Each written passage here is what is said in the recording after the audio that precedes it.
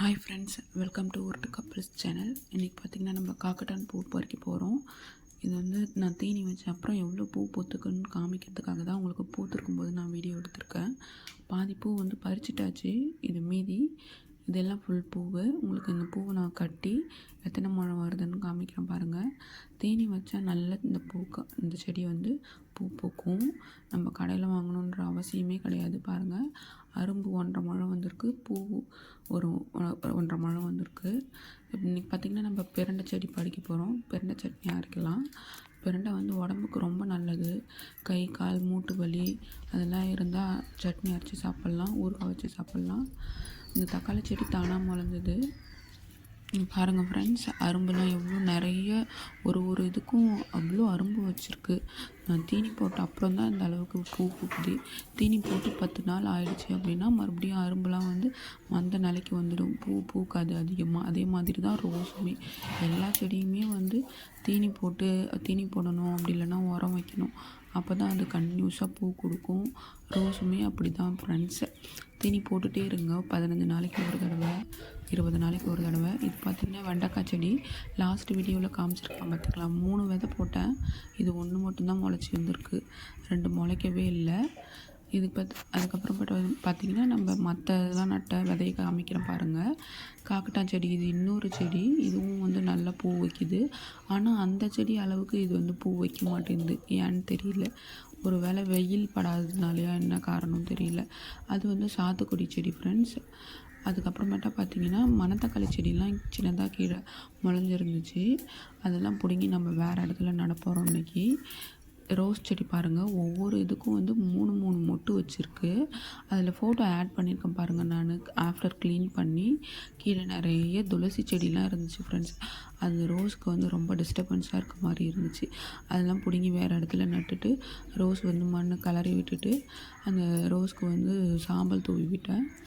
பாருங்கள், இந்த ஒரு கிளை மட்டும் உடஞ்சிடுச்சு ஃப்ரெண்ட்ஸ். எப்படி உடஞ்சிதுன்னே தெரியல. இந்த ஒரு கிளையில மட்டுமே 3 மொட்டு வச்சுருந்தது. அது வந்து ஆனால் புழுலாம் இருந்துச்சு. அதுக்கு என்ன வைத்தியம் பண்ணலான்னு சொல்லுங்கள் ஃப்ரெண்ட்ஸு. மணத்தக்காளி செடியெல்லாம் வேறு இடத்துல பிடுங்கி வைக்க போகிறோம். ரொம்ப அடப்பாச்சாரமாக இருக்க மாதிரி இருந்துச்சு ஃப்ரெண்ட்ஸ். அதனால தான் இது வந்து மணத்தக்காளியை வந்து வாய்ப்புண்ணு ஆட்டுறோம் ஃப்ரெண்ட்ஸ். முக்கியமாக வெறும் வாயாலே மென்று துப்பிடலாம், சாறு மட்டும் முழுங்கிட்டு. இது வந்து பார்த்திங்கன்னா தண்டுக்கீரை. லாஸ்ட் டைம் வந்து பறித்து காய வச்சு விதை எடுத்து வச்சுருக்கேன். இது பார்த்திங்கன்னா செடியிலே இருக்கட்டும்னு விட்டுட்டேன் ஃப்ரெண்ட்ஸ்.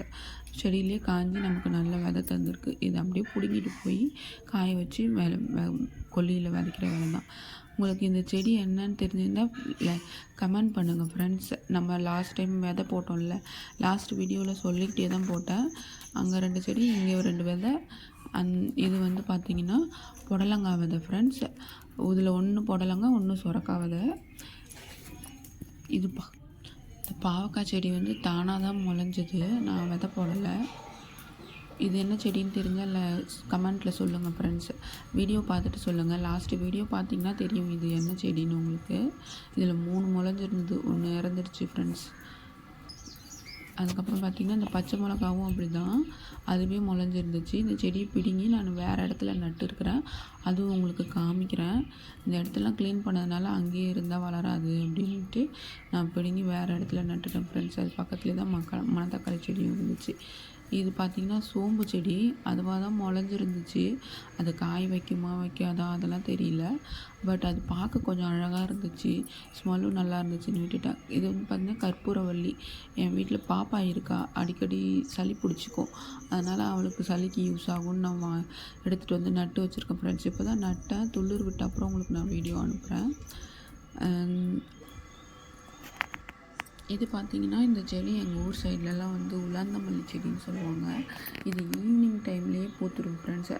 சரியான வாசம் வரும் இது வச்சா, அவ்வளோ ஒரு வாசம். மல்லிப்பூ கூட தோற்று போடும் இது வச்சா. இது வந்து சேனக்கிழங்கு. இது வந்து அதுவே முளைஞ்சது தான் ஃப்ரெண்ட்ஸ். சாமந்தி செடி பாருங்கள், இது 3 செடி நான் 100 ரூபான்னு வாங்கினேன். மீதி 2 செடி கொல்லியில் இருக்குது. ஒரு செடி மட்டும் வீட்டில் வச்சு மெயின்டைன் பண்ணுறதுக்கு வச்சுக்கிட்டேன். வீட்டில் அதிகமாக இடம் இல்லை 3 செடி நடுற அளவுக்கு. இந்த பூலாம் வந்து பார்க்கும்போது நான் வாங்கும்போது மொட்டாக தான் இருந்துச்சு ஃப்ரெண்ட்ஸ்.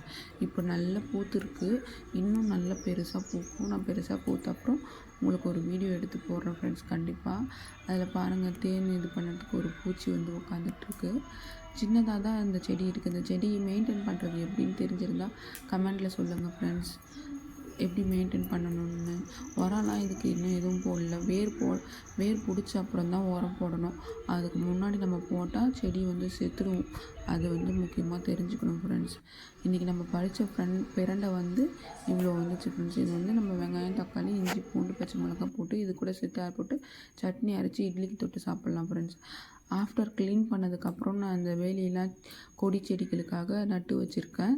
இந்த பச்சை மிளகாவை தனியாக பிடுங்கி நட்டு வச்சுருக்கேன். உங்களுக்கு காமிச்செல்லாம் வீடியோவில். அது தனியாக 2 செடி தான் இருந்துச்சு, அது நட்டு வச்சுருக்கேன். ரோஸும் பாருங்கள், ஆஃப்டர் க்ளீன் பண்ண அப்புறம் மொட்டு 3 மொட்டு க்ளோஸ்அப்பில் காமிச்சிருக்கேன். Thank you friends. எப்பயுமே வந்து பார்த்திங்கன்னா ரோஸ் செடிக்கு 10 டேஸ்க்கு ஒன்ஸ் வந்து நீங்கள் கவனிச்சிட்டே இருக்கணும். அந்த அடிமண்லாம் கிளறி விட்டுட்டே இருக்கணும். அந்த கிளையெல்லாம் உடச்சி விட்டுட்டு இருக்கணும். ஏற்கனவே பூ பூத்துருக்கும் இல்லையா, அந்த கிளைய உரம் வைக்கணும் ஃப்ரெண்ட்ஸ் 15 நாளைக்கு ஒரு தடவை. அப்போ தான் ரோஸில் வந்து உங்களுக்கு மொட்டு கிடைக்கும். இது பார்த்திங்கன்னா நான் ஆஃப்டர் க்ளீன் பண்ணதுக்கப்புறம் உங்களுக்கு ஒரு வீடியோ காமிச்சிட்ருக்கேன் இப்போது. இது ஆஃப்டர் க்ளீன் பண்ண அப்புறம் ரொம்ப நீட்டாக உட்காந்து சாப்பிட்ற அளவுக்குள்ள இருக்குது. இது வந்து மணத்தக்காளி செடி, இது துளசி செடி. அந்த ரோஸ் கீழே பூத்துருந்தது, அது தனியாக எல்லாத்தையும் ஒரே இடத்துல நட்டுட்டேன். இடம் இல்லை தனித்தனியாக நடுறதுக்கு. Thank you friends.